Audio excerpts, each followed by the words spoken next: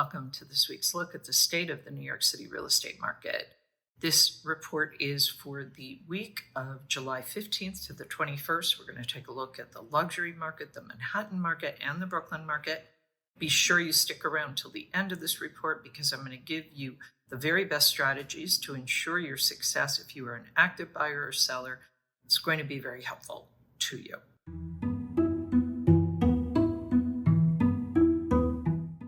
Okay, there were 20 contracts signed last week in the luxury market. That's actually the same as the previous week.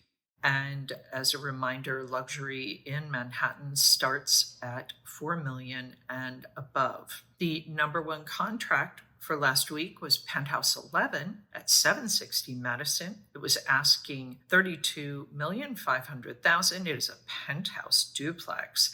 It is in the Giorgio Armani residences, and it has a little over 4,200 square feet, including 4 bedrooms, 4.5 bathrooms, and 3 balconies that total 870 square feet. This is the 4th time this year that a unit at 760 Madison, which is designed by Cook Fox, has taken the top spot. Amenities include a doorman, fitness center, and a residence lounge. The ground floor retail space is occupied by the Armani store, and the designer plans to live in the building, which is finishing construction. The 10-unit, 12-story building, which started marketing quietly last summer, is now sold out. The prices averaging $4,955 a square foot. The number 2 contract was 65E at 217 West 57th Street, asking $23,433,000. This apartment has nearly 11-foot ceilings and 3,364 square feet. It includes 3 bedrooms and 3.5 bathrooms. It has a great room that faces north and east with beautiful views of Central Park. The rest of the rooms face east and south and have city views. The unit is in Central Park Tower. It is a 1,550-foot tall skyscraper with 179 units and over 50,000 square feet. Amenities including indoor and outdoor pools, a fitness center and a children's playroom, plus a club room, a ballroom, a bar, dining facilities, and a cigar lounge. Total weekly asking price sales volume for last week, $181,047,950. Average asking price, $9,052,398. Median asking price, $6,997,475. Average discount from original ask to last asking price, 11%. Average days on market, 590. That's it for the luxury report for last week. We're going to move on now. Take a look at what happened in Manhattan. And if you have any questions, as always, please post them below or reach out to me directly at Sotheby's.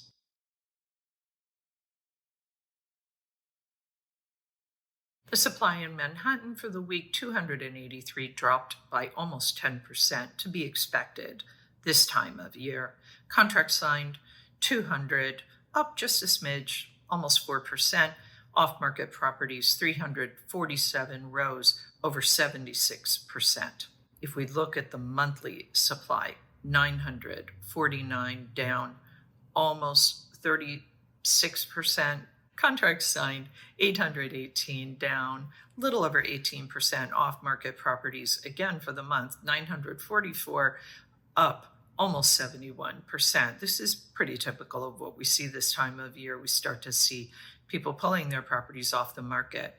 This latest reading on the Market Pulse chart, we see it is up less than 1% for the month, less than 0.1% from last year. We remain in this neutral, if kind of stalled out sideways moving neutral place as far as the market goes.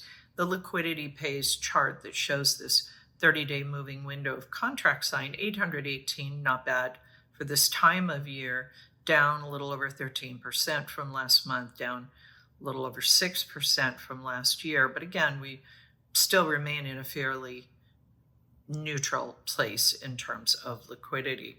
I thought it would be interesting to share listing success percentages under 30 days with a rolling 1-year average. I thought it might be interesting for both buyers and sellers, so I thought I would share this chart with you. Approximately 9% of June listings saw a deal in less than 30 days.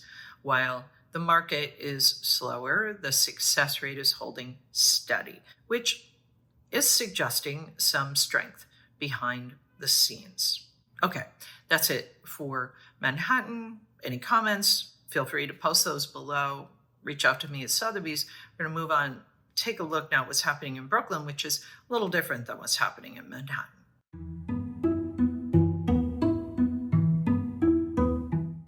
Brooklyn for the week, we saw the supply come on 173. That is down 16% from the previous week. Contracts signed 129, down a little over 13% off market.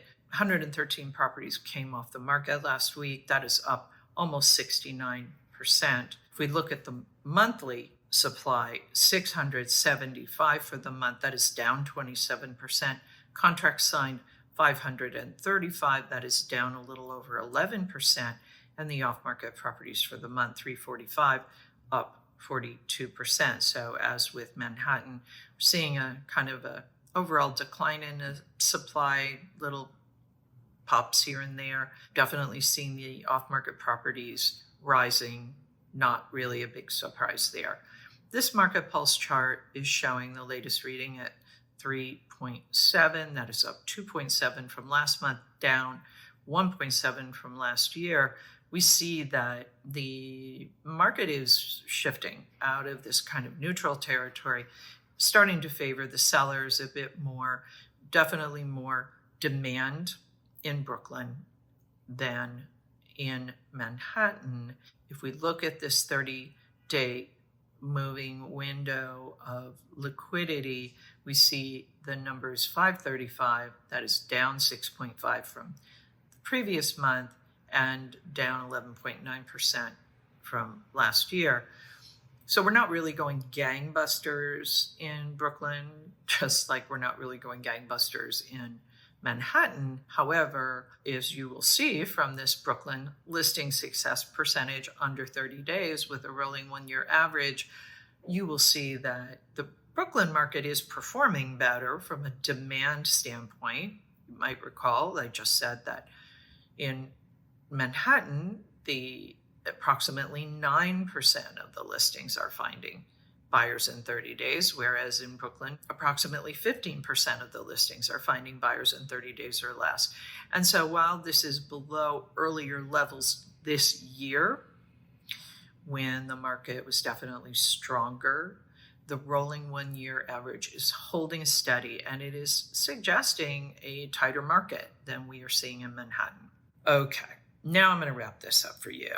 We're going to move on now to, so that I can do that, kind of give you, sum this all up, and I'm going to give you my thoughts about how to be successful in this market so that you can use those to your advantage so that you can have the best possible outcome. So in the luxury market, we saw 20 contracts signed for properties priced at $4 million and above. That is the same as the previous week. 3 of those were priced at $10 million and above. There were 12 condos, 7 co-ops, 1 was a townhouse. Most of them were uptown, 14, while only 6 were downtown. If we look at the Manhattan and Brooklyn markets, we see that in Manhattan, the conditions are basically neutral, kind of going sideways for the most part. In Brooklyn, essentially the same, although we see that the neutrality of the Brooklyn market has shifted to slightly advantage the sellers. If we see the supply, we're at about 6,700 and change in Manhattan. In Brooklyn, we fall into about 3,200 and change. Definitely seeing a decline in the inventory, normal this time of year. Whereas contract sign, we saw a little pop for the week in Manhattan, but nothing really totally to write home about, just kind of steady, holding steady. Brooklyn, we saw a kind of a pullback in the contract activity for the week. However, overall, the demand in Brooklyn is stronger, as we saw from that 30-day success rate chart for both Brooklyn and Manhattan. You know, in Manhattan, approximately 9% of the deal listings saw deals in 30 days, whereas in Brooklyn, 15% of the listings saw deals within 30 days. Also, we saw in both Manhattan and Brooklyn, we saw the off-market properties on the rise. So what does this really mean? Well, if you are a buyer, don't expect to see a lot of new inventory coming on the market. You'll probably have to just kind of make do with what's out there. If you want leverage, take a look at those listings that have been on the market for a while. If a seller continues to be on the market during this time of year, it's because they're serious sellers. So, try to have serious conversations with them. However, we can see from the data that's coming in, you're not getting a lot of play with price action, especially in Brooklyn. So don't think you're going to get a big steal of a deal, as they say. So, we're not seeing big shifts in the prices. Sellers, if you are determined to get your deal done, there are buyers out there who are willing and determined to buy. We are seeing a kind of an unprecedented number of cash buyers. Have been seeing that over the last year. Those buyers have been doing a lot of their deals in the $4 million and above range. That doesn't mean they wouldn't do deals at the less than $4 million range. So if you get a buyer like that, grab them, because they are unaffected by the rates, the mortgage rates, and they will definitely be buying something. So sellers, take every offer that you get as seriously as you possibly can. Even if it's kind of a lowball offer, I still encourage you to work with the offers that you get. See if there isn't an opportunity there for you. Okay, that's it. If you have questions, please reach out to me. As I have said previously, I am never too busy to help you with your real estate questions, your real estate needs, your problems, your puzzles. This is what I do. I've been doing this for 23 years. My clients come to me with all kinds of real estate situations, whether they're big or small. I can help. So that's it for this week's look at the state of the New York City real estate market. As always, my thanks to the Olshan Luxury Report and to Urban Digs. The work they do helps me to help you to make great decisions. I'll be back next week with the very latest news on what's happening in the New York City real estate market. In the meantime, take care.